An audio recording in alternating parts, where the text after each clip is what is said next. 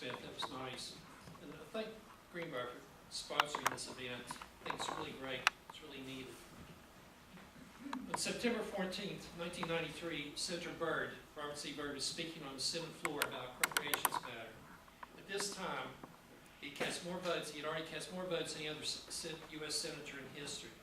He had already become the longest-serving senator in history. He had served in more Senate leadership positions than any other senator in history. He had already served 3 terms as Senate Majority Leader in the 3 Congresses where he served as Senate Majority Leader. The 95th, 96th, 100th Congresses were the most productive Congresses of the last half-century. But he broke from his prepared remarks that afternoon and commented, quote Senator Byrd, "Here's the senator who came from Red Clay of Mercer County, West Virginia, who went to a 2-room schoolhouse in Mercer County, West Virginia, Stokesbury. Here's this little country boy from the country. Rustic boob, they would say. Rustic boob from West Virginia, that poverty-stricken state. Down at the Mouth State, where those hillbillies live in shacks and walk without shoes." End of quote. In those remarks, the legendary U.S. Senator was acknowledging so many of the attacks on him throughout his career, and the obstacles he had overcome throughout his career, throughout his long and distinguished career. And he was throwing it right back at his detractors and critics. And I'm just not talking about the political opposition that he encountered throughout his career. The media was just unmerciful to the man. This article appeared in New York Times Magazine a month after he's elected Senate Whip. It's the second most powerful position in the United States Senate. He was elected to that position in January of 1971 by defeating Ted Kennedy. The next month, this article appears in the New York Times Magazine. The embodiment of poor white power. I was talking about Robert Byrd. The embodiment of poor white power immediately conjures up. It could just, might as well say, embodiment of poor white trash. Because it goes on to trash Senator Byrd all the way through. A month after he's elected Senate Whip. The picture of Senator Byrd right beside of it. To his West Virginia constituents, Robert Byrd, the new Senate Whip, is living proof that a poor boy, poor white kid, can climb to the seats of power. It spells poor, P-O, poor white kid. Up in the corner, it introduces the article, quoting Edgar Lee Masters' Spoon River anthology, "Beware the man who rises to power for once a spender." All the way through, the thing's going to be filled with stereotypes. The article's by Robert Sherrill. All the way through, give you a couple examples. The self-made man routine, talking about Byrd, always prided himself being a self-made person. The self-made man routine, the orphan boy to the United States Senate, can be entertaining one time around. After that, it becomes a terrible bore, except in West Virginia. That state has such an inferiority complex, for good reason. That's the New York Times. He goes on in the article to quote a top Senate aide, received news of Byrd's whip victory with the remark, quote, "He is a redneck who made good," end of quote. It's the New York Times. How Cheryl did his research for that article. He called Ken Heckler. You know Ken Heckler, Secretary of State, one time as a congressman from Huntington, very progressive congressman, so he expected Heckler to be an opponent of Byrd. Let's just read the article. This article at Huntington Advertiser. Representative Ken Heckler took a poke today at New York reporters who go berserk when they can't dig up critical material about Senator Byrd's well-deserved victory as Senate Whip. The Huntington congressman launched a blast at New York Times reporter Robert Sherrill. Quote, "This fellow called me up and started a diatribe against Senator Byrd, then got mad because I wouldn't join in. After a few minutes, all he could do was splutter and fume obscenities because I paid Byrd some compliments," end quote. I'll give you another example. Milton Forrest. Milton Forrest was a writer in the Washington Star and the Washington Post. He also wrote for Washington Magazine. 60s and 70s. He did a number of articles on individual political leaders in Washington, D.C. that eventually compiled him into a book called Heroes and Hustlers. I'll tell you where he put Byrd. The title alone of this article on Byrd, the subtitle should say. This article appeared originally, I believe, in Washington Magazine, but then, like I say, compiled together in the book, Heroes and Hustlers. The subtitle, Hillbilly in the Service of the Lord. He starts out with an introduction. He started out when he compiled his articles that appeared in the Washington Star, Washington Post, and Washington, put them into the book. He start out with a new introduction for each one.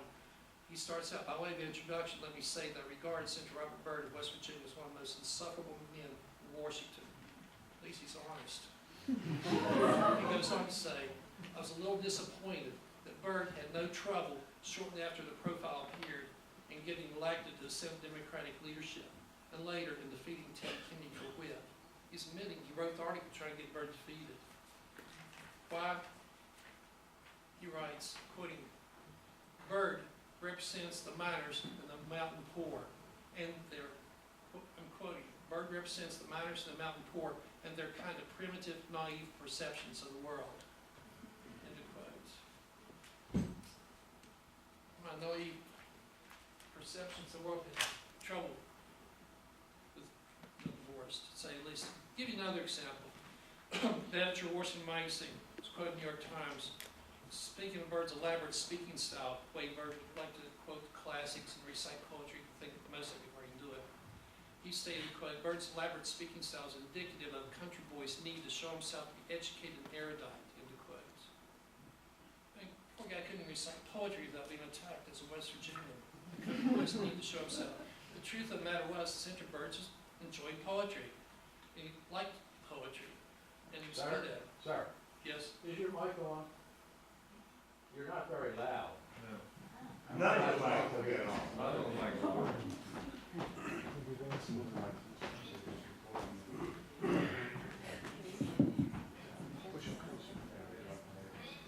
Notice it now.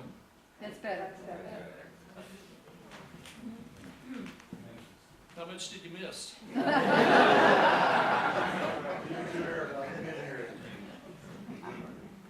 Sorry about that. The editor of Washington Magazine, Washington Monthly, said Byrd's elaborate speaking style, quoting the classics and reciting poetry, is indicative of a country boy's need to show himself to be educated and erudite, end quotes. It's really unfortunate because they could not appreciate Byrd. I'll come more to that in a second. Because Byrd's, like I say, enjoyed poetry. I worked for the guy for 16 years, 10 years as a speechwriter. I can tell you how he would just put poetry into things, but the best example I can give you, during the Reagan administration, my staff director came to me and he noticed how a lot of Reagan people were being accused of unethical conduct or possible criminal behavior, and he asked me to do a speech on it. I worked on it for about a week, went back to my staff director and said, we don't have a speech, we've got a report. He goes, how many did you document? I said, 72. And 72, my God, he goes, do the report. So I did the report, and we're going to release it. I worked for Byrd's leadership staff at the time. We're going to release the report. Well, Byrd's legal counsel convinced Senator Byrd not to do it. Said, this is personal attacks, not political. We should not be doing this. And he convinced Byrd not to do it. So we did not do it. We did not release the report as DPC, that's Byrd's leadership staff. We did not release it. Instead, we gave it to a couple other senators who used it, and we gave it to national media. And if you remember that, the sleaze factor was became a national issue, big national issue for about 2 months. When it really became a big national issue, we were in a staff meeting. The senator asked me how I felt about it. The work I did was getting all this national attention, but yet I did not get the credit for it. I don't feel he gave me credit. So, Senator, I really don't mind, because I was a little uneasy with myself with doing the report. Just reason our legal counsel said it was personal attacks, not political. And also I had problems with it too, because these guys were being accused, had not yet been convicted of any unethical behavior or criminal behavior. And the senator looked at me positive, and I said, look, let's look at it this way, Senator. You like poetry? I'll give you one of my favorite poems. I'm quoting this poem. When some fellow yields to temptation, breaks conventional law, we look for ignorance makeup, but Lord, how we look for the flaws. No one asks who did the tempting, nor allows for battles he's fought. His name becomes food for the jackals, but saints have never been caught. I'm a sinner, Lord, I know it. I'm weak and I blunder and I fail. I'm caught in life's stormy ocean, like a ship that's caught in a gale. But I'm willing to trust in thy mercy, and abide by the commandments thou hast taught. But deliver me, O Lord, from the judgment, for the saints have never been caught. Senator Byrd smiles, goes, I like that. I said, want me to write it down for you? He goes, no, I think I got it. He started repeating the thing. I mean, we knew his photographic memory, but we were stunned, we as staff were just stunned when he did. He started repeating the whole poem right back to me. He memorized it as I was saying it to him. It was incredible. I mean, God never ceased to amaze me. Anyway, the stereotyping of Byrd as a country boy, hillbilly, whatever, began on his entrance to the Senate. When Robert Byrd came to the Senate in 1959, J. Clampett, not Jefferson Smith, had come to Washington. The Senate of 86th Congress, 1959-1960, there were 61 lawyers, 28 businessmen and bankers, 13 journalists, 8 college professors, 2 engineers, 2 school teachers, 1 doctor, and 1 butcher, grocery store owner. It seemed out of place in the Congress, in the Senate of 86 Congress. The political giants of the 20th century, Majority Leader Lyndon Johnson, Minority Leader Everett Dirksen, as well as Richard Russell, John F. Kennedy, Hubert Humphrey. Byrd was, to say the least, an oddity, a curiosity. The historian Washington Post wrote that when Byrd came to the Senate, he was viewed by Washington sophisticates as a racist yokel with a secretive and bad education. Los Angeles Times noted that Byrd's early traits gave him an image of a country bumpkin. Those images, throughout Byrd's whole career, he would be underrated and overvalued. Underrated and undervalued, to say at least. Underrated and undervalued. Just to give you an example, as he rises in Senate leadership, all the way through he's going to be underrated. Nobody takes the guy seriously. When he runs for his first Senate leadership office, as Senate Secretary of the Party Secretary, Secretary of the Democratic Caucus for in the U.S. Senate. National newspapers seriously did not take him seriously. He was running against Joe Clark of Pennsylvania. He's a wealthy liberal, Harvard educated. They gave Byrd no chance. New York Times said Byrd had no chance of winning. Washington Post rejected Byrd as, quote, a man of narrow views. St. Louis Dispatch openly urged senators to reject Byrd. Byrd wins.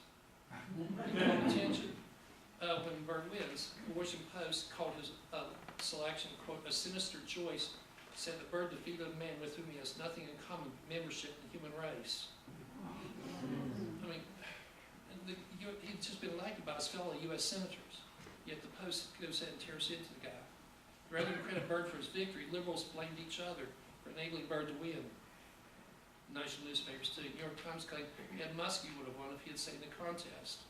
St. Louis Dispatch blames Johnson administration, claiming its efforts to head off Byrd were too subtle and too late. In the Washington Post, Joseph Kraft claimed Byrd's victory is nothing more than indication of the power of Senator Russell Long. Russell Long's chairman of the Senate Finance Committee from Louisiana. Quoting Kraft, it was Senator Long who put Robert Byrd of West Virginia as Secretary of the Democratic Policy Committee. Anybody can get Senator Byrd elected to anything by his colleagues could do miracles. The point is, no one gave Byrd the credit. 4 years later, Byrd runs for Senate Whip. He challenges liberal icon Senator Edward Kennedy for the second highest office in the Senate. This time, national newspapers said Byrd had absolutely no chance of winning.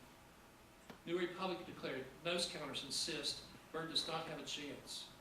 Boston Globe wrote, Kennedy is assured of retaining his Senate leadership.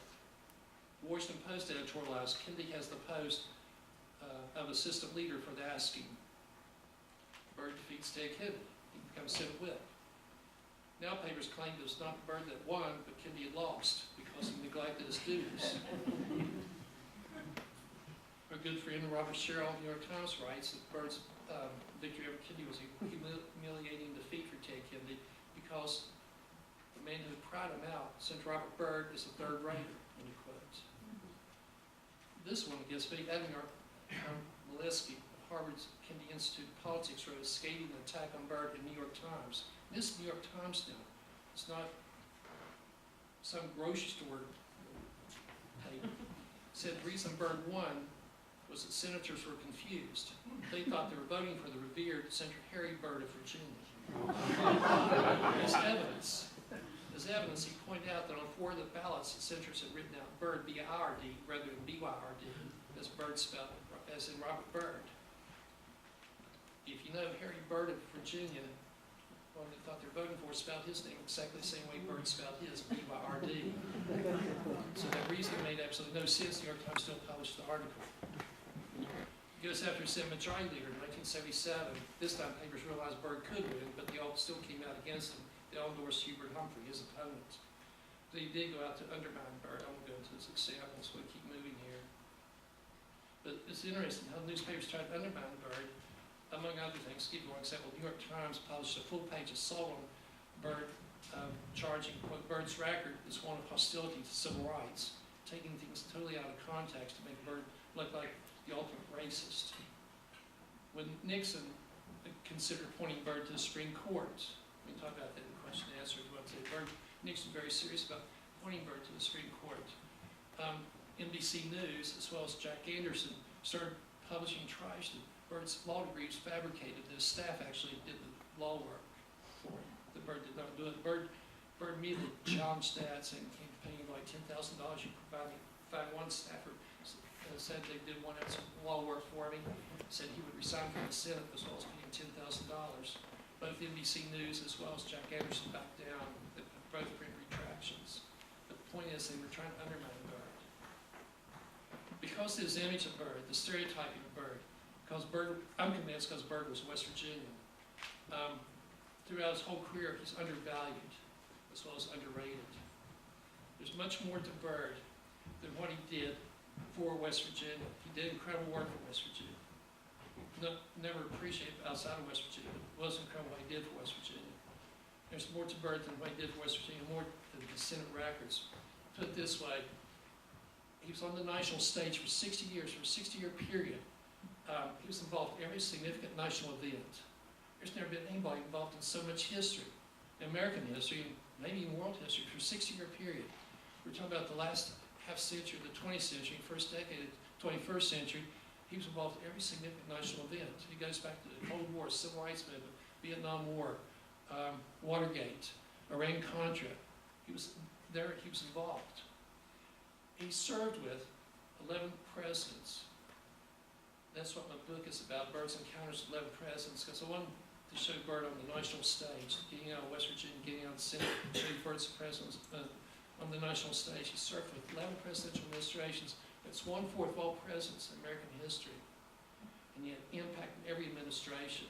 It's in the book, the impact he did have. But talking about undervalued, just a few examples real quick. The press just totally ignored Byrd. They did not like him. We're talking about the press, the national press, like New York Times, Washington Post, others, particular Post. One example, I want to say it's small, but it's not small, especially to women. When ERA came to the Senate, the Equal Rights Amendment came to the Senate, women staffers in the Senate did a survey with Senate offices. This would be in the early 1970s. They did a rating of senators according to how they treated women in their office based on 3 factors: number of women employed, salaries of the women staffers, and positions women held in the offices. They rated them according to those 3 factors: number of women employed, salaries paid, and positions held. And they released the study. Here's the Washington Post article on that report. It did point out several of the big sponsors of the Equal Rights Amendment. Birch Bayh, who sponsored the Equal Rights Amendment, rated 83rd. Ted Kennedy rated 82nd. Whereas Sam Ervin, who opposed the Equal Rights Amendment, rated 8th. He was 8th best in the treatment of women. Mike Mansfield, the Senate Majority Leader at the time, he rated 2nd. He was one person supporting the ERA, who rated high. But it mentions about 8, 9, 10 different people and where they rated. 82nd, 83rd, 82nd. What it does not mention who rated number 1. Anybody want to take a guess? Article from Fairmont Times. Byrd, number 1 in equality for women. West Virginia newspapers pride themselves in it, although Byrd's not given any attention by national newspapers. So I mean, he's left out. Byrd, of the hundreds and hundreds of books on Nixon and Watergate. Has anybody read anything about Byrd's role in exposing the Watergate cover-up? Byrd's one who did it. If you don't believe it, I did an article for Virginia Law Review talking about Byrd's role in exposing the Watergate cover-up. It's also in the book. Byrd is one who exposed the Watergate cover-up. Woodward and Bernstein admit they were overrated. They admit it. They did a great job. What they did, they kept the story alive when nobody else believed it. They kept the story going. But the problem was Deep Throat was an outsider, FBI. they could never get inside the White House, much less the Oval Office. Byrd, in Judiciary Committee hearings when they're questioning L. Patrick Gray, Nixon's appointment to be director of the FBI, Byrd, under questioning, caught contradictions between Gray's testimony and John Dean's testimony, finally got Gray to admit that John Dean was lying. When he got Gray to do that, acting director of FBI got him to admit that Dean was lying. That's the president's counselor. That's when Dean panicked, went to the special prosecutor, give me immunity, I'll tell everything. It started the downfall of Richard Nixon. Byrd did it. It was recognized at the time. Senator Proxmire on the Senate floor called Byrd, quote, "I'm some hero of Watergate." Clark Millenhoff, Pulitzer Prize-winning journalist for Des Moines Register, called Byrd the unsung hero of Watergate. But the national newspapers did not touch the story, left it out. It's in the book. As I mentioned earlier, talking about Byrd being undervalued. The 3 terms he served as Senate Majority Leader were incredibly successful, the 95th, 96th, 100 Congresses. The most productive Congresses in the last half century. And, well, we'll get into today's Senate. Byrd was able to pull it off. It's the most productive Congresses since the Great Society, Lyndon Johnson's Great Society in the 1960s. It was Byrd who did it, Senate Democratic leader. Was Byrd given the credit? Among his colleagues he was, not the media. Senator Lawton Chiles challenged Byrd for leadership in 1985. Host endorsed Lawton Chiles, to say the least. How am I doing on time? I'm going to finish up here on this. The amazing thing to me, okay, when Byrd steps down as Senate Majority Leader to accept the chair of the Appropriations Committee, he explained he was taking that position, chair of the Appropriations Committee, so he could help out West Virginia. He said he wanted to become, if you remember famous words, he wanted to become West Virginia's billion-dollar industry, quote. But he had to wait his turn. He had chairman of the Appropriations Committee based on seniority. So Byrd had to wait till Senator Stennis gave up his seat. So Stennis announced his retirement. Byrd stepped down as Majority Leader so he could take the chair of Appropriations, saying this is the seat he always wanted. Now he can really help out West Virginia. That's what he wanted to do. No one took him seriously. The media did not believe him. They claimed Byrd stepped down as leader because he knew he could not be reelected as Senate Majority Leader. The thing about all the way through, the Senate said he could never be elected to the, national newspapers claimed Byrd could never be elected to these positions, but he was. So when he steps down, they're saying, well, he knew he couldn't be reelected. He could have been. I talked to a number of senators. He had it for the asking. Amazing thing was how many senators that come in the book voted for Byrd, even though I hate the SOB, I don't like him, but he's got my vote. He's a leader. He's what we need. That's what we need today, a leader in here. Anyway, once he stepped down as Senate Majority Leader, even though people didn't believe him, he was seemingly out of power. Finally, at the top of the attacks and the assaults on Byrd stopped. No longer was this West Virginian the leader of the United States Senate. He's now out of power, so everybody's happy. Got this West Virginian out of there. His hillbillies out of there. Now they got people in there like Senator Mitchell. And I can say that too, because when Byrd I worked on his leadership staff. When Senator Byrd stepped down as Senate Majority Leader, I was going to go with him to Appropriations. Mitchell asked me to stay work on his leadership staff, so I did.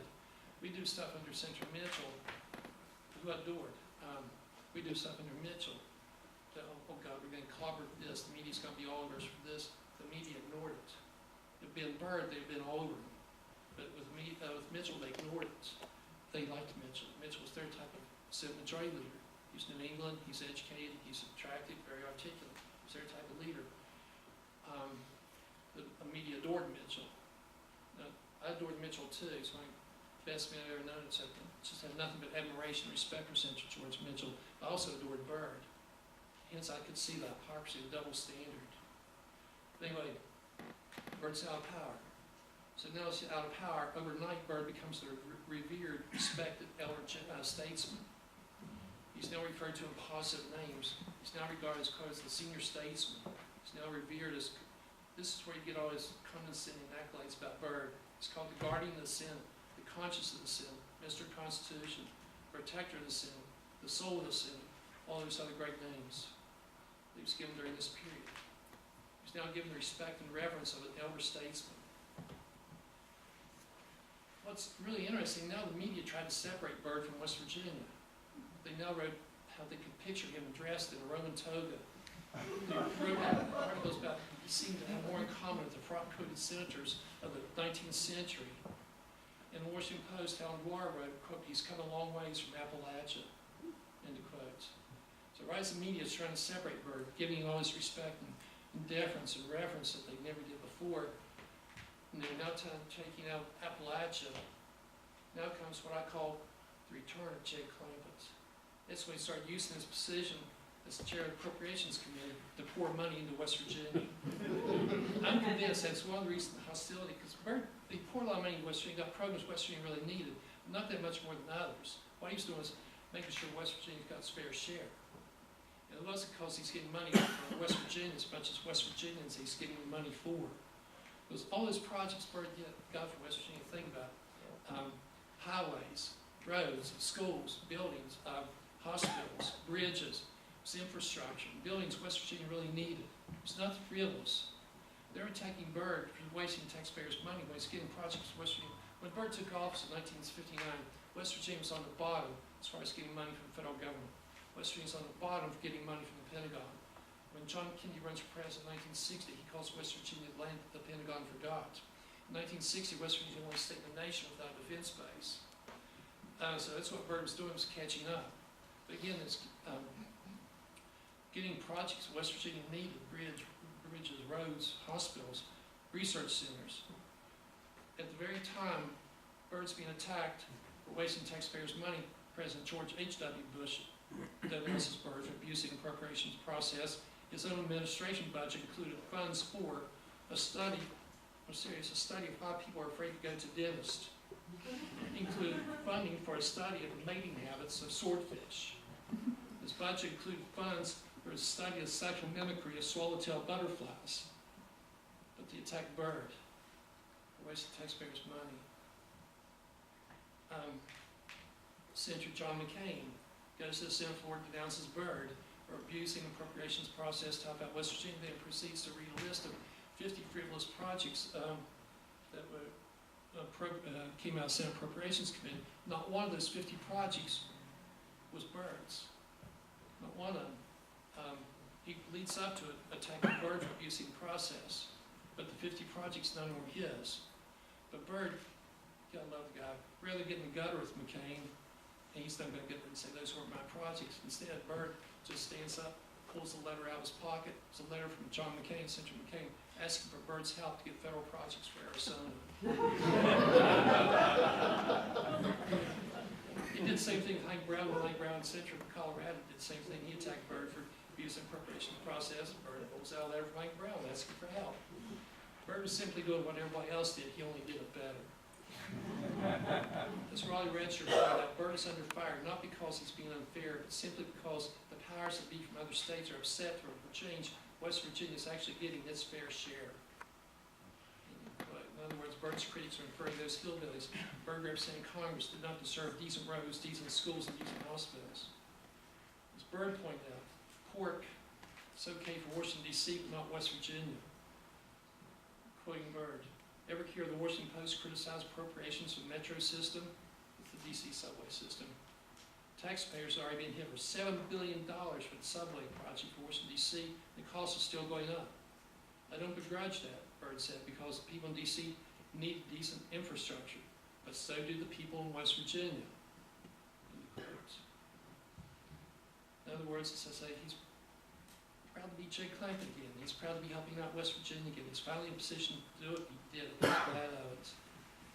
Rustic Booth, they say. Rustic Booth from West Virginia, a poverty-stricken state where those hillbillies live in shacks and walk without shoes. So Rustic Booth had more Senate leadership positions than any other senator in history. Now he gave up leadership to take over appropriations where he could help out West Virginia. He's proud of the work he was doing. Thank you very much. Thank you to Beth and Ryan and everyone here for having me. Can you hear me okay in the back? Yes. Okay. All right, let's get to it. In preparing for this evening's event, I thought hard on how to best approach this perplexing topic that David and I had at hand for this evening. I felt the weight of the sesquicentennial, a word I'll admit I still have trouble spelling. I considered the hows, whens, whys, and wheres of West Virginians as authors or as characters in literature over the past 150 years. Two things were quickly apparent. First, in trying to encompass all that time, I would never even scratch the surface. Though, as a side note, I did start a list of my most influential West Virginians, and that list included, among others, a diverse array of such folks as Louise McNeil, Carter G. Woodson, and Huey Perry. The second thing that was quickly apparent was that the good folks here at the Greenbrier Valley Theater must have been crazy to ask me to speak, for if you think about it, I'm known for writing a novel about a rotten-toothed outlaw with a penchant for drinking moonshine and a uniquely expert command of both riflery and pleasing women. But that very book, I hope, is much more than this one-line overview, and herein lies, for my money, the most perplexing and most interesting aspect of West Virginia stereotypes. Namely, that they are often not what they at first appear to be, and more poignantly, such stereotypes often reveal themselves to be strengths rather than weaknesses. And maybe that's where David and I find some common ground this evening, as you just heard about Senator Byrd's strengths. Hillbillies, if you'll allow that, upon full understanding, become anti-stereotypes, and we West Virginians would be best suited to respond to prevailing national misconceptions by putting to use some of our shared strengths. Wonderfully stereotypical strengths like pride, love of place, and sense of humor. Those three are just a sampling of chapter headings in Loyal Jones's book, Appalachian Values. Some of you astute Appalachians may know Jones, and certainly those of you familiar with Berea College realize his importance. True, he is not a West Virginian, but instead a North Carolinian. Still, he comes from the mountains. And concerning the wonderfully stereotypical strengths I just listed, Loyal Jones offers the following. On pride and self-reliance, he writes, "Several years ago, there came a great snowfall. The Red Cross came to help people who might be stranded without food or fuel. 2 workers heard of an old lady way back in the mountains living alone, and they went to see about her in a 4-wheel drive vehicle. After an arduous trip, they finally skidded down into her cove, got out, and knocked on the door. When she appeared, one of the men said, 'Howdy, ma'am, we're from the Red Cross.'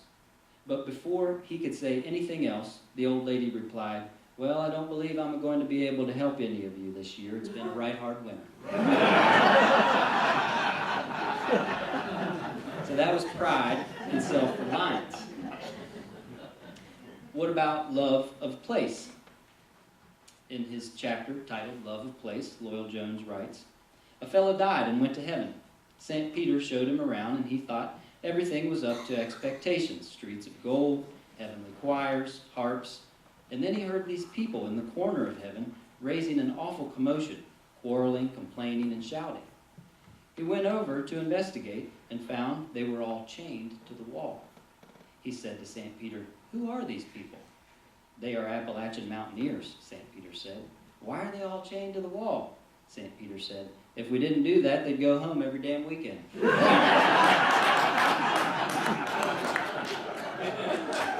that was love of place. Sense of humor may not hold up to the previous two, I don't know. But this one is the chapter titled Sense of Humor. A woman went to ask the governor to pardon her husband who was in the penitentiary. "What's he in for?" the governor asked. "For stealing a ham." "Well, that doesn't seem too serious," the governor said. "Is he a good man?" "No, he's a mean old man." "Is he a hard worker?" "No, he won't hardly work at all." "Well, why would you want a man like that out of prison?" "Well, Governor, I'll be honest with you. We're out of ham."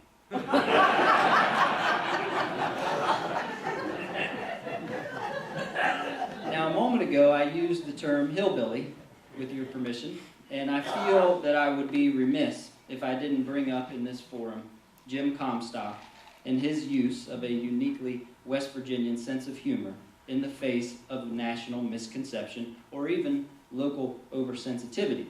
After all, Comstock's paper's motto was the following: a newspaper for people who can't read, edited by an editor who can't write. In the introduction to Best of Hillbilly, Otto Whitaker writes, "The name, West Virginia Hillbilly, incidentally, is still a sore spot with many of the paper's readers. After several years of raging at and pleading with Jim to change it, some of them once banded together and presented him with a petition to change the name to the Appalachian Log. For the next several weeks, the paper's massive masthead was prefaced by a small 8-point line, and I wish I could show you, but I don't have the technology up here. But if you can imagine a little tiny line that said, the Appalachian Log, formerly, and then in giant letters, the West Virginia Hillbilly.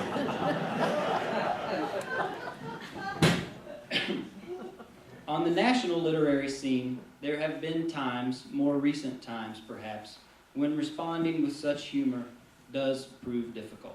To illustrate, allow me to tell you a brief story from my own experience in trying to become a writer. In 1999, my wife Margaret and I were married in Huntington, and soon thereafter we moved to Austin, Texas, where she would teach 8th grade social studies and I would commute down the road to Texas State University in San Marcos to earn an MFA in fiction writing. A couple of years in, and I was just then beginning to realize what my subject matter would be: Southern West Virginia in the first half of the 20th century, to generalize. Mingo County, specifically Matewan, my dad's hometown. I was stealing books from his shelves on trips home to Huntington, and one of those books was Best of Hillbilly, which I used to have the dust jacket for, but it's so old and crumbly that I just have it is signed, yours truly, Jim Comstock, though. So that's one of the books I stole, and when I came upon the following, I knew that I was into territory that I wanted to mine. This was from an article from the Hillbilly called Toothpicks from Raccoons. And in it he begins talking about being out to lunch with some other gentlemen, and as they're leaving lunch, he writes, "I picked up a toothpick. It was made of plastic, and I immediately thought of something I hadn't thought of for years, that about mountain men carrying with them a bone toothpick taken from an unmentionable part of a coon. There wasn't a soul in the crowd, and most of them were good mountain stock, who had ever heard of that. So please, somebody hear me out and save my face." And then the beauty of this book is it then jumps straight to his next column on this matter, several months, weeks later, who knows, which is titled, "And More Toothpicks." And here's what he writes. "A good-sized wastebasket wouldn't hold all the letters that have come to me since I wrote that piece about being surprised that some West Virginians didn't know that many other West Virginians, especially the old fellows, got their toothpicks not from little jars where they pay their check, but from a certain unmentionable part of a raccoon's anatomy. I didn't mind the letters because they were sprightly and amusing, but quite a few of the envelopes were marked 'Please stamp by hand,' and inside was one of the things. And every one scared me as if a miniature rattler had been concealed therein. So let it suffice that mountain people, except one, did indeed get their toothpick supply from this source, that it was durable and personal, and let's have nothing more on the subject. Except one, I say, because I got mine out of the mail. No pun, for heaven's sake, intended. So, and this story will make sense in a minute. So, in raccoon penis bones, I'd found what we might call, based on what we've already established here this evening, the ultimate West Virginia stereotype as strength. Old-timers found a use for every part of the animal they'd killed. This is utilitarianism at its finest. This is waste not, want not. This is unique and wonderful and funny as hell. Now, having found my muse, if you will, imagine me in Texas in 2001, browsing the aisles of the fabulously huge independent bookstore in Austin that some of you may know of, Book People, and imagine me picking a newly released book off the shelf titled Sarah by a writer named J.T. Leroy. The jacket copy told me it was set in West Virginia at a truck stop, where a 12-year-old cross-dressing narrator was a lot lizard male prostitute for sex-crazed truckers. The back cover blurbs from big-time authors were wildly praiseworthy. The book was published by Bloomsbury, a well-regarded press. Now imagine my surprise when I opened the book and read the first line, which was, "Glad holds the raccoon bone over my head like a halo." My stomach dropped. I read on. Sure enough, in the third paragraph, there came this phrase. If you didn't notice them wearing a raccoon penis bone necklace, and on from there. I felt sick. Somebody had co-opted what I aimed to co-opt, and they'd done it in a relatively ugly way. This wasn't toothpick territory. Up there in the hillside ground above Richwood, Jim Comstock was surely turning over. Interestingly, the author bio at the back of the book listed J.T. Leroy's email address, and after a little checking and finding out that the novel was actually autobiographical and Leroy had actually lived this terrible life, I emailed him, told him who I was and that I was getting my MFA in fiction and where I was from, and then I asked the most important question in life, whereabouts in West Virginia are you from? I didn't go on and say that what I wanted to say, which was something along the lines of, I need to know whereabouts you're from so that I can be sure to never ever eat at that truck stop. J.T. Leroy emailed me back. He was friendly in his email. He said, however, he couldn't tell me where he was from because he still had family there and he'd promised them he wouldn't, due to some danger or violence or something. This was odd. On a side note, I never bought the book. The writing was shoddy and none of the details seemed right. Now let's jump ahead 4 or 5 years and get down to brass tacks here. I'd forgotten all about J.T. Leroy and I was writing what would become the Ballad of Trenchmouth Taggart. I was living in Chicago at this point. I was at a writers' conference and had the privilege of attending a panel session populated by Appalachian writers. One of them was Anne Pancake, who most of you probably know. She'll tell you whereabouts in West Virginia she's from. It's Romney. Her last novel, Strange as This Weather Has Been, took on mountaintop removal. Anne Pancake read that day from an essay she'd published in Appalachian Heritage. The title, Virtual Hillbilly, Musings on J.T. Leroy by a Flesh and Blood West Virginian. Here's how that article begins. So it turns out that the most famous West Virginia writer in history, well, at least recent history, is not only not West Virginian, he doesn't exist at all. Now remember, this was an autobiographical novel. Here's what Anne Pancake goes on to say in that article. In October 2005, journalist Stephen Beachy published in New York Magazine a meticulously researched piece revealing that J.T. was an imaginary construct created by Laura Albert, a 40-year-old middle-class San Francisco woman originally from Brooklyn.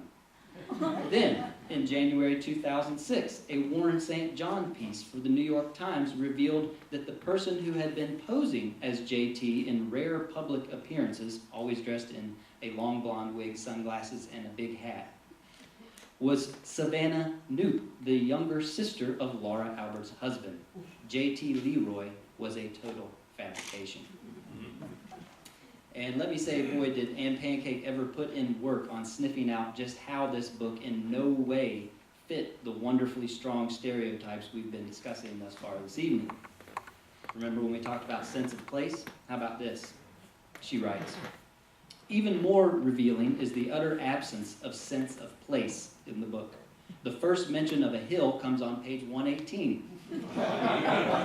We see our first mountain on page 151. Bear in mind, the book is only 166 pages long. And the most prominent feature of the book, Sarah's landscape, is a giant bog. But perhaps most telling, and I'm not quoting Anne Pancake here, I'm saying most telling in terms of our topic this evening, would be how critics and literary establishment folk received J.T. Leroy's foul book. Again, Pancake writes, I started to realize that J.T. Leroy's appeal and popularity had been precisely in what reviewers, readers, friends, and fans had called his authenticity, the realness of his writing. Catherine Texier, writing for the New York Times, praises Sarah's authenticity. Here's a quote from that New York Times review. "One can clearly hear an Appalachian twang in his prose, and along with its gallows humor, the Baroque religiosity of the South." Close quote. Pancake writes, "I may be wrong, but I'd venture to guess that Texier has almost as much familiarity with a genuine Appalachian twang as does the San Francisco Weekly Reviewer, who extols JT's, quote, delicate, winsome Virginia drawl." Here's a writer who can identify a Virginia drawl when he reads it, even though he doesn't know the difference between Virginia and West Virginia.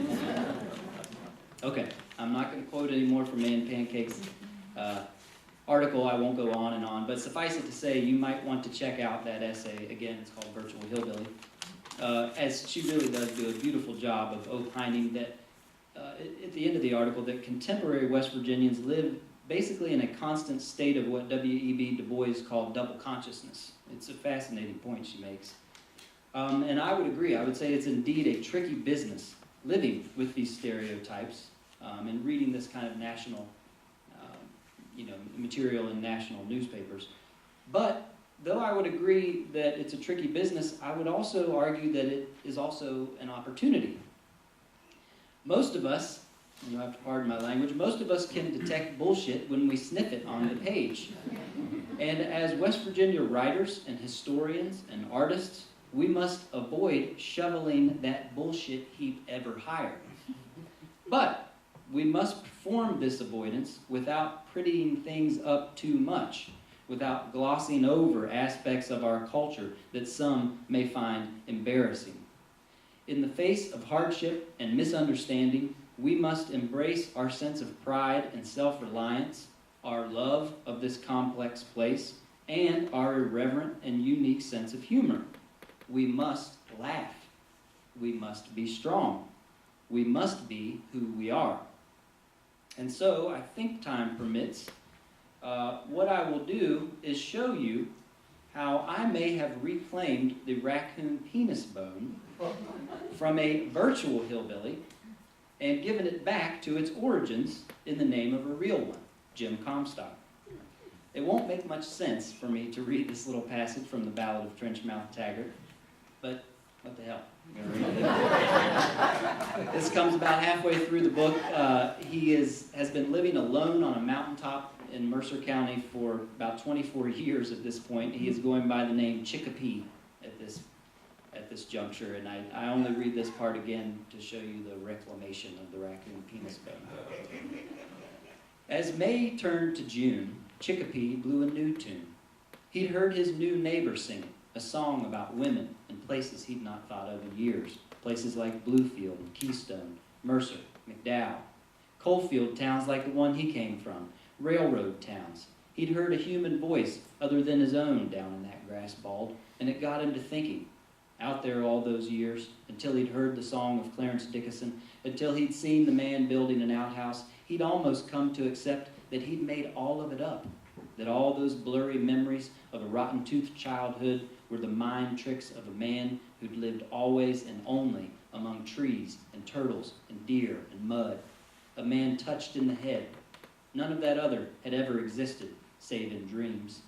People and coal tipples and trains and slingshots and rifle sights and mules and outhouses in the nether regions of women and snakes and tongue talkers and Model T Fords, these were made-up things.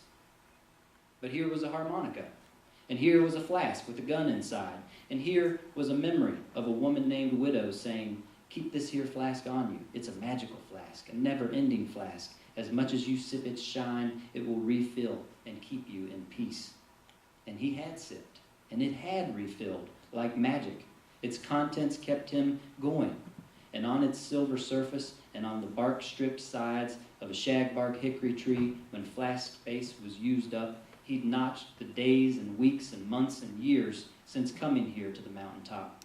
Those notches totaled 9,069 days, 1,295 weeks, 298 months.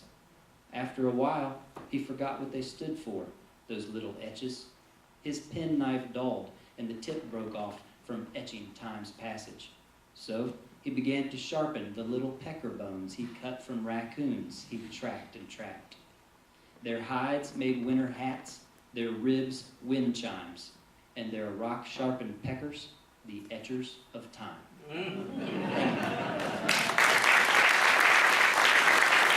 We'll open it up to questions if anyone wants to start. If not, we have a few questions to start off on. How did the West Virginia senators that came before Robert Byrd, how did they fare? Did they run into the same kind of problems you did? I really hadn't studied them, but I'd say no, I never really came across it, because none of them achieved the power that Byrd did. Yeah. So that'd be the biggest difference. Byrd rose in power, the more costly the attacks became. They were more invisible. I can't answer that for sure, because I've never really studied No problem. the immediate reaction. They were just there. Well, Randolph was well received. Yeah. Well received, but he didn't do that much. Well, no, then he wasn't Yeah.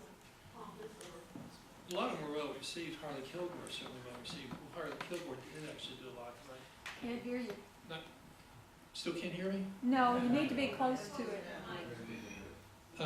Harley Kilgore is certainly well received. He did a lot for the National Science Foundation and other things. And, West Virginians have prominent centers, but we're talking about power. That's the big difference. As you rise in Senate leadership, we're talking about power, and that's where the assaults became implemented. Do you feel like his peers were different than the media? And why do you feel that the media wanted West Virginia to stay or be that target? Because you think it was West Virginia, the reason for Byrd's persecution so much? I think it was. He did have a background, which totally misunderstood. Glenn is absolutely right. Stereotypes are very misleading in Byrd's situation. It really was, because the image of Byrd being a racist conservative in his early career, then he switched. It wasn't true. It's just not there. I tell you, if you pull certain things out of context, it can make him look like a racist conservative. But put this way, when Byrd came to the Senate in 1959, only 19 offices had an entire Congress, 500, not the Senate, the entire Congress, 534 offices had African-American staffers. Byrd was one of the 19. Byrd's one to integrate the Capitol Hill Police Force. He appointed not only the first African-American to the Capitol Hill Police Force, he appointed the second one. All the way through, Byrd's you can pull things out of context, say, yeah, racist, but it wasn't there. Glenn's right. So The it wasn't stereotypes. against Byrd, it was against the state. It was against, I'm convinced it was against the state, right? Okay, what about his peers? Did they respond differently to him? Yes and no. Yes and no. It took a lot of time to get to know him, like Ted Kennedy. For a long time, Ted Kennedy really opposed Byrd, if you know that story. During the West Virginia primary, Byrd, being a Lyndon Johnson person, opposed Kennedy during the West Virginia primary. But immediately after the primary, Byrd and JFK made up for different reasons. They made up. They really worked out well together to help out West Virginia. But Ted Kennedy and Bobby Kennedy still resented Byrd for opposing JFK during the West Virginia primary. And Ted was really opposed to him. Again, part of the hostility I can't help believe had something to do with Byrd's backgrounds. But he and Ted remained very hostile. Bobby Kennedy, of course, dies, gets assassinated, but he and Ted Kennedy eventually make up. Byrd defeats Ted Kennedy for whip in 1971, and Byrd and Ted Kennedy would talk about this, saying Byrd beating me for whip made me a better senator, because now I had to give up national ambitions, concentrate on being a better senator, which he did. Kennedy would come on Senate grades. And so thanks Byrd for defeating him there in 71. What Ted Kennedy would leave out is Ted Kennedy worked for 5 years to make sure Byrd never became Senate Majority Leader. Ted never wanted to take Byrd on again himself. He works 5 years to determine Byrd would not become Majority Leader. Well, Byrd becomes Majority Leader. But Ted, to his credit, 5 months later, after Byrd becomes Majority Leader, July 1st, 1977, I think it's one of the most important dramatic days in the history of the U.S. Senate. Ted Kennedy goes out on the floor, admits I was wrong, this guy's great. He's the Majority Leader we've ever had. He just praises Bird. Bird immediately lets me know how much he appreciated Ted Kennedy's remarks, and the two become very close after that. He did get their respect. But he did. Even people didn't like him, he got the respect. And I think it's one of the biggest problems in the Senate today. The Senate leaders want to be liked. Bird didn't care. But Bird said, I know I'm not well liked around here, but I don't care. He said it, I know he said that at least twice on the Senate floor. I know I'm not well liked around here. And I've had senators tell me they did not like him. He lit SOB, but he voted for him. But I voted for the guy because he's a great leader. That's the difference. When Daschle was sitting majority leader, I was in the cloakroom one day and heard one senator say, give anything, he gives portions of anatomy close to, it's talking about, give portions of anatomy, and had Bobby Bird back as leader. So somebody said, another senator, I can't use their names, I'm not even supposed to be talking about this, anybody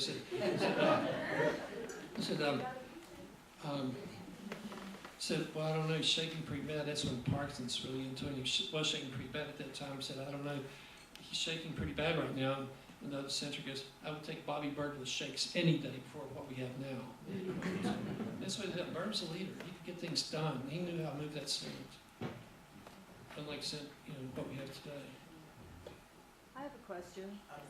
Yeah, as you can tell by my accent, I'm in adopted West Virginia. I've been here for 26 years now, 27 I guess. People often have stereotypes about me because of my accent. So my question for you is, and anybody, is how are the stereotypes of West Virginia different than stereotypes of any other place that somebody else might be from? That's a good question. I bet in some ways they are not different. In some ways they're probably precisely the same, except maybe that some of the misconceptions or stereotypes, there's still, this may or not be accurate, there's still full license on the national scene to poke fun at perhaps West Virginians or maybe Appalachians in general, more so than I would say other regions or other cultures, subcultures, if you will. It's the one place that there's still full-on license to kind of just, let it rip. Which again, it provides both, pain, but also humor, and provides a chance for people to show that those misconceptions or stereotypes are just not true. And so I don't know if you would agree that maybe it's just a question of where on the scale, I guess. It seems to maybe every place has stereotypes, every place has misconceptions and misunderstandings. But maybe it kind of leads the pack in terms of not only what the stereotypes are, inbreeding, things like that. So those extremes, as well as the fact that it's still widely accepted, it seems, on a national scene, whereas maybe most places that might not be the case. I don't know if that... No, I think that's a great answer. It's probably just a question of how much and how far the general U.S. populace is willing to allow a stereotype to go. Add on a little bit on that. When you say widely accepted,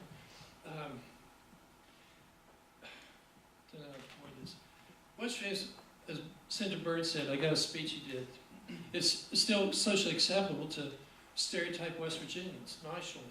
Jay Leno did it all the time, talking about incest in West Virginia, or Appalachia. A few years ago, if you remember, CBS was going to, you could not do this to any other minority group, any other ethnic group, what they do Appalachians in general, Western scene in particular.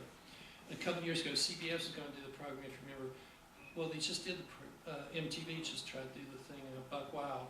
Several years ago, CBS was going to do the Real Beverly Hillbillies. Thing about, and the Real Beverly Hillbillies, where you're going to take CBS and plan to take a poor family from Appalachia, put them in Hollywood, and actually watch them, the ultimate reality show, watch them adjust to the Rodeo Drive. Bird went bonkers on that one. After the speech he gave on that one, he was furious about that one. It would have made for some damn good TV, though.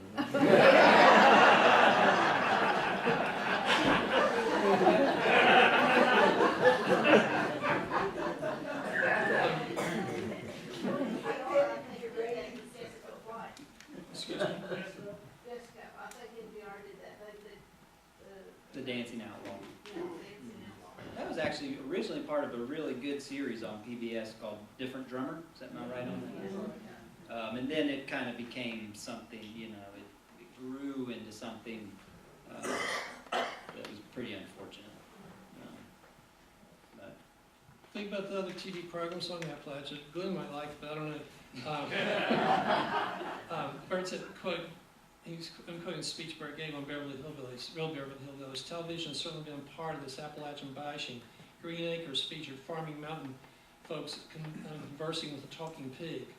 Dukes of Hazzard featured stereotypical mountain folk jumping into and out of cars without bothering to open doors, and a car horn that played Dixon. Even the Waltons, this one fascinated me because I put the Waltons in there, I had in there. The Waltons can be faulted for its beautifully romanticized version of poverty. It portrayed poverty as a way of life that nurtures rather than inhibits, builds character rather than denies opportunity.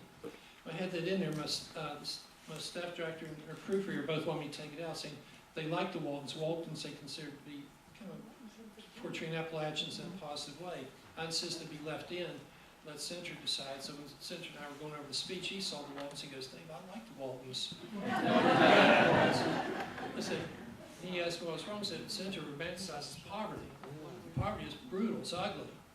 And I said, let's look at it this way, Centre. Why didn't you graduated first year high school class? Why didn't you go to college? Because my family couldn't afford it. I said, right, that's poverty. And John Boy Walton didn't have any trouble going off to college. Whenever he graduates from high school, he goes right off to University of Virginia. Bert looks at him and goes, you're right. So he took my passage he left in the passage, he decided to keep it in. The Waltons can be folded for its beautifully romanticized version of poverty. It portrays poverty as a way of life that nurtures rather than inhibits and builds character rather than denies opportunity. Then he goes on, this is Bert's wording, I've seen poverty. I'm one of poverty's children. I've known poverty, and poverty has known me. I can tell you that poverty is beautiful only if you're not poor, end of quote. It's Bert's wording. He'd been there, done that. He was furious.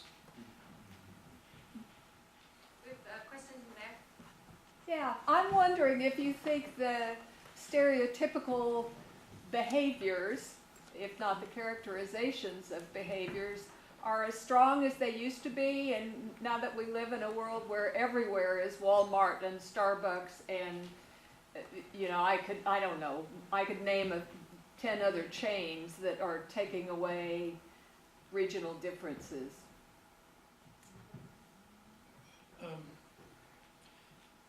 So, there's more political correctness, I think, than commercialization. With political correctness, there are certain ethnic groups you don't dare stereotype, you know, African Americans, and well, the Native Americans are furious with the Redskins, you know, Washington Redskins, you know, their symbols, stuff like that. But women certainly can't stereotype women, things like that. But Appalachians is still socially acceptable nationwide. Let's see, another passage where, in this day, quoting Senator Bird's speech on Real Beverly Hillbillies, in this day and age of political correctness, Appalachians may be the last remaining ethnic group that is still socially acceptable to scorn, demean, stereotype, and joke about. If Jay Leno told such cruel, bigoted, slanderous ethnic humor about a number of minority groups that he does Appalachians, he would have more than the ratings of David Letterman about to be concerned about. So, I understand what you're saying with commercialization, globalization, everything else. It's breaking down a lot of the regionalism, localisms, and stuff like that, but I think stereotypes are still there, especially among Appalachians. yeah, and I think there's a weird use of terminology that goes on. I don't want to, and here we're actually going to get into internationally. You know, I mean, believe it or not, what is the international perception of, say, Appalachia or West Virginia? And I'm not going to badmouth France or the French because they've been good to me, and they've published both my books there, and people read them there. But I have been interviewed by a couple of publications there. One was a really good, from what I could gather, a really prominent magazine on arts and literature. And my editor in France at Grasset, the publisher said, this guy wants to interview you, he's from this great magazine.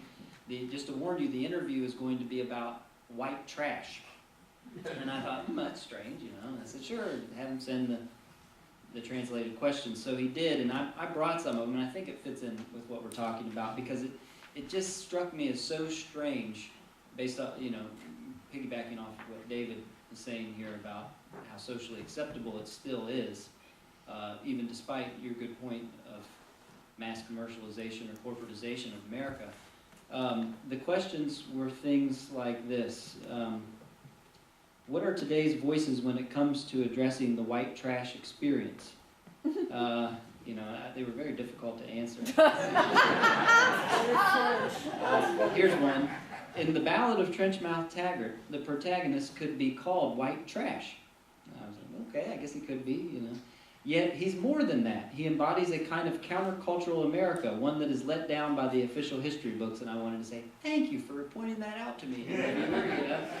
Of course he's more than that. Of course he embodies more than that. I would have never written a book if it was just, I think I'll write a book. Yeah, even the use of the term is confusing in this country. I couldn't even begin to wrap my mind around what this French guy meant by it.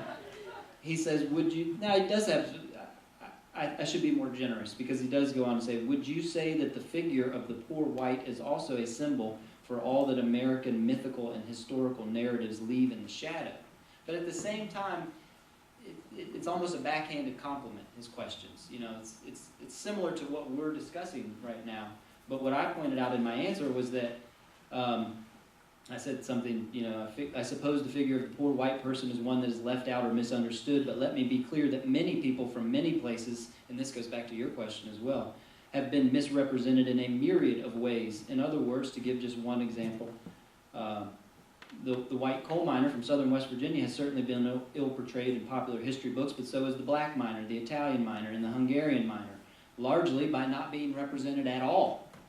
So that's something we're not talking about, is that there's this perception of West Virginia, particularly southern Appalachia, particularly the southern coal fields of West Virginia, and there's this homogenous culture, that it's all white coal miners, and it completely leaves out the fact of what a huge portion of the population were either African Americans from the South or immigrants from Italy and Hungary, just to name, Hungarians and Italians, just to name a couple. And so I kind of went into this long, diatribe of basically pointing out that all it does truly when we get down to who's being stereotyped the most, who is it still socially acceptable to stereotype, there's always it just creates infighting among dispossessed peoples.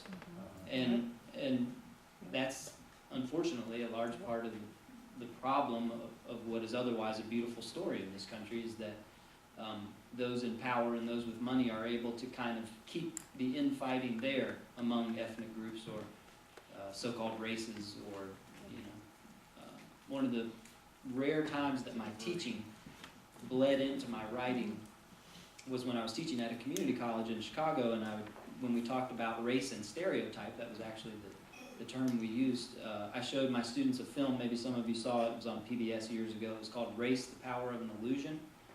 And it basically disproved the theory that race is somehow biological, and it put forth the fact that race is a social construct.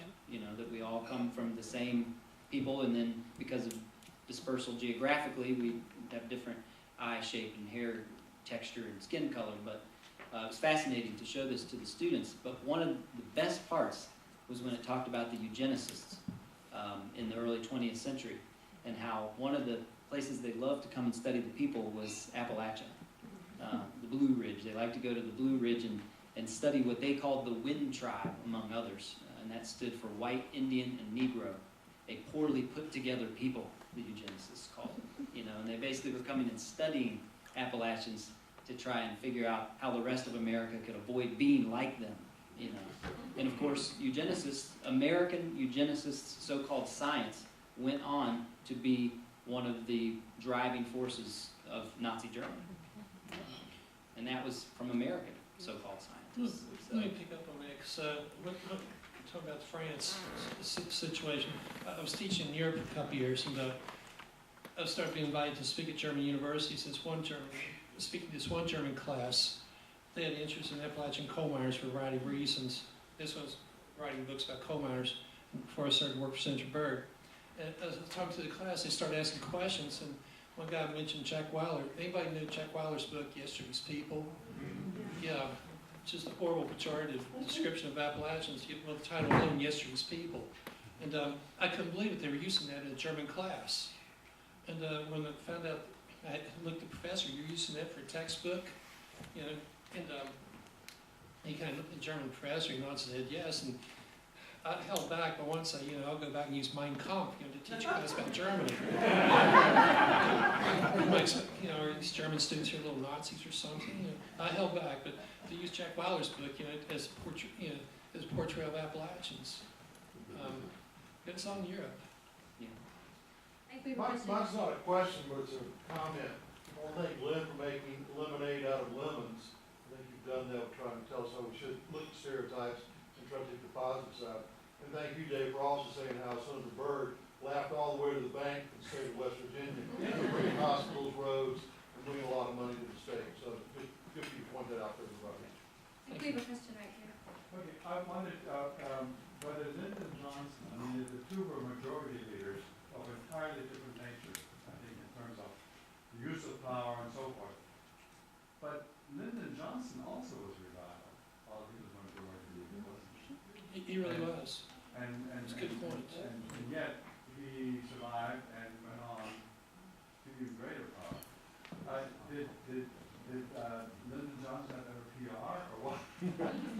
Or did Senator Byrd have poor PR? I'm just wondering, what was the difference? I mean, here was a very gross man from Texas, and I can attest personally to having encounters with him in his grossness.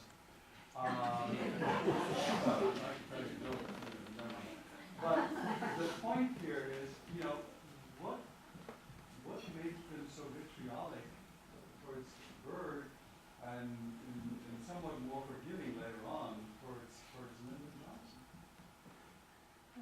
Oh, did they? I mean, I'm not sure. Johnson, when he becomes president, does war on poverty, does civil rights bill, does so much else like that was very socially acceptable. And Byrd actually had a very positive record on civil rights despite the image, but he never came through the major thing like the 1964 civil rights bill, the war on poverty, areas like that. So we're talking about two different things. When Johnson's majority leader, when he's president. When he's majority leader, his power again, he's getting legislation through. He's moving the Senate, and same thing as Byrd did. Now, he is Texan, and people look down on him. Like you said, he's uncouth. If you Texan, you know George Reedy, he was staff director of the policy committee under Johnson. When I was with the policy committee, Reedy comes in one day, he just written a biography of Johnson. I looked at him, are you George Reedy? He goes, yeah. He came in the press office when I worked in a press office DPC. And I asked him, I could ask you a couple of questions. So I told him I'm a historian, now I'm working there, and can I ask you a couple of questions, Mr. Reedy? He goes, sure. We sit down on the couch and I talked to him. Two questions I asked him, said, did Lyndon Johnson and Bobby Kennedy hate each other that much? Or is that something just got exaggerated and sensationalized every time it's told? Reedy goes, oh God, they hated each other. They just hated each other, and he told me how.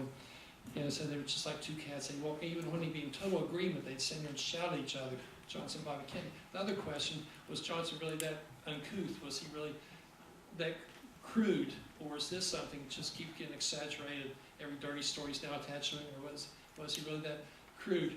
God, he was crude. He told me stories I never heard. You're absolutely right. But Johnson, like I say, is majority leader. People didn't like him, but they voted for him. Same thing I heard with Byrd. Byrd had an entirely different Senate than Johnson had. It was not the team Senate. When Byrd comes to majority leader, he had the neoliberals, as they're called.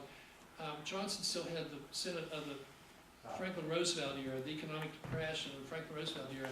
Byrd has senators, this new class of senators that he wrote, not Franklin Roosevelt, but John F. Kennedy. They're not products of the Great Depression, but of the Vietnam War, the Civil Rights Movement. It's entirely different Senate. So Byrd could not be as blatant in his use of power, but he knew how to use power. That's the big difference. He knew how to use power, and he did it in more subtle ways than Lyndon Johnson did. And he knew his rules. That's one of the ways he did it, absolutely. So it had to be in different, more delicate ways than Johnson did. It couldn't be so blatant about it. We have a question in the back and then down there.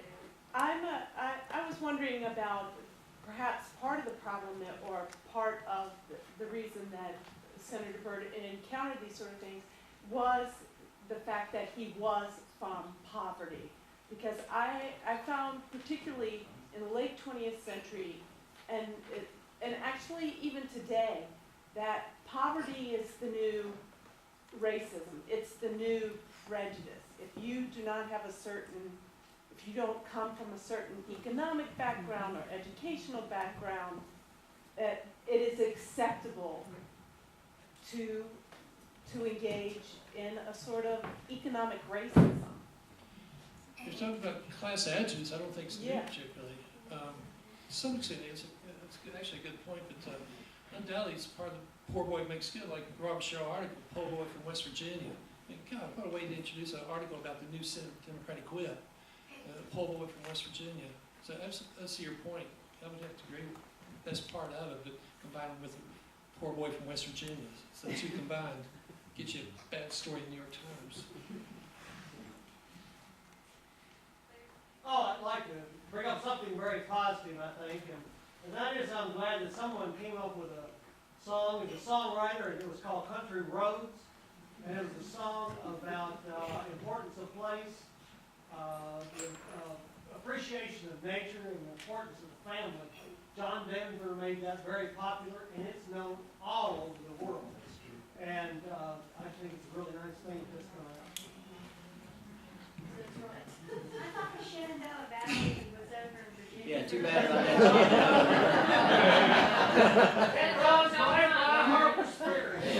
A quarter of a mile.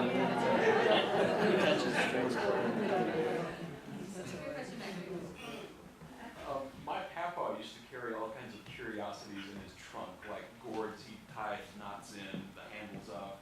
And one day when I was about 10, he showed me this bone. He said was raccoon. And I have one in my bag if you want me. But no, he told me that, and I believed him. I was 10. And, That's true. but years later, you go in biology classes and you find out how mammals usually work in that department. And Except for muskrats and raccoons, and it really is true. So thank you for reading that bit of trivia to us. He wasn't crazy after all. He wasn't. He was right on. We'll take one more question. Thanks. We've been looking backwards at 150 years of stereotypes. Could you both get out your crystal ball and look forward to when we celebrate the 200th anniversary, and hopefully most of us will be here, and tell us where I don't know. go, and what steps we might take to get there, so that we aren't having this same discussion another 50 years from now. I think that's a great way to end. And Dave, I'll go first. I left at 18. I was interviewed in the Herald Dispatch as I waited backstage at the Civic Center to go across the stage, and all the other people being interviewed around. I embarrassed my mother terribly because they were all saying, "Oh, I'm going to miss this teacher and that teacher and all." And I was quoted in the newspaper as saying, "I won't miss anything. I can't wait to get out of here." I didn't go very far. I just went to OU in Athens, and then then Austin, Texas for 3 years, and then Chicago for 9 years, and then in all, about 18 years. Was born in Huntington, lived there 18 years, then was gone from the state for 18 years, and then, of course, like so many, I wanted to come back, and so did my wife, I think, and so now we live in Morgantown, and I was lucky enough to get a job at WVU, and our 3 sons are growing up in Morgantown, and so I've thought a lot about your question, and I don't know the answer, but I am on this committee, at WVU, and committees can be good and committees can be bad, but this one is tasked with one of the strategic goals of the College of Arts and Sciences, which is to, I believe the terminology used is to improve the lives of West Virginians, and I was put on that committee because I'm one of the few people in the English department who's from the state. And so what I have realized, I think, since coming to Morgantown is that there's maybe a bit of a disconnect between the northern part of the state and the southern part of the state. And I believe that a lot of places in the southern part of the state, in particular McDowell County, need a lot of help. And right now, what I see, again being positive, is a real swell of activity. So for instance, in 2 days, on the actual sesquicentennial, there is an interactive documentary coming out. Have some of you heard of it? Hollow, an interactive documentary. It's made by, oh gosh, of course I'm blanking on her name right now. She's from Logan, Elaine McMillian from Logan. She's in Boston now, but she went and lived in McDowell County with her crew, and they gave out cameras and people told their stories. It's a beautiful piece of work, and it's premiering in McDowell County in Welch in 2 days. There's also, and I'm not sure how to feel about this one, there's Reconnecting McDowell, which is a private-public partnership. I think Manchin is, what's Senator Manchin's wife's name? Gail is in charge. I think that's partially her project. And I'm not sure what to think about that one. I haven't studied up enough on it. But there are other things going on in McDowell, and there are things going on in Midvale too. Williamson has anyone heard of Williamson's? It's right next to the coal building. I can't remember what it's called, but you all know the coal building. It's actually either across the street or right across from it. It's an environmentally progressive building, so that there's solar panels on the roof. There are windows that open automatically with sunlight. Electricians who formerly worked in the mines are wiring up the solar panels. Sustainable Williamson, that's what it's called. So I feel like there's all of this stuff happening, but that it doesn't get a lot of media attention. And so what I would like to do for my small part is try and figure out ways of helping with those things and ways of working with people. And one of the writers that I mentioned who's one of my biggest influences was Huey Perry, who wrote a book called They'll Cut Off Your Project, which some of you are familiar with. Huey's actually here tonight. And so if we could get back to, you brought up the war on poverty, if we could get back to the crazy radical idea of actually listening to poor people about what they need and then enacting some of those plans to help those needs, I think that in 50 years we will have a much different, more positive thing to talk about. But I could be high in the sky. I don't know. I don't want to offend anybody here, but we're going to get anywhere in the next 50 years. I hate to say this. Our universities have to step up. I see no social activism coming out of universities. It's interesting, everything you mentioned came out of local efforts, but Marshall, WU, and other universities, there needs to be much more progressive effort. Byrd was trying to do this. Byrd was pumping money in, pouring money into WU and Marshall and other universities. What was happening to it? I mean, my God, other schools, I worked as a speechwriter for President University of Maryland for a year. And the stuff University of Maryland is doing with their money, it's just incredible compared to what's not being done in West Virginia. Byrd was pouring money into here, trying to develop high-tech facilities, everything else, but as Glenn was saying, everything being done is almost locally, not coming out of our universities. That's one place to start looking if we're going to get anywhere by the next 50 years. Instead of football, and I love football and I love basketball, but there's more to university than football and basketball.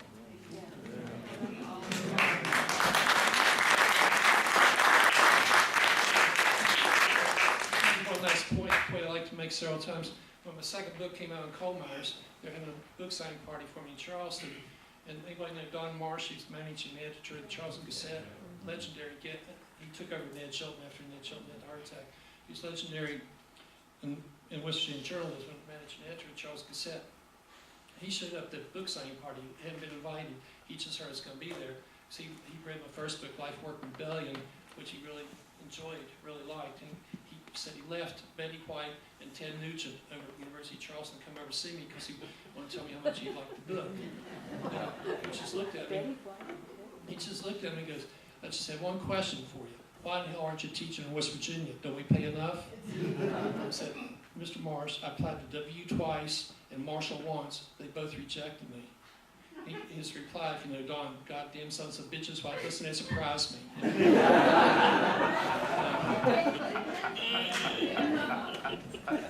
was 10-9. Oh. Thanks. 10-9.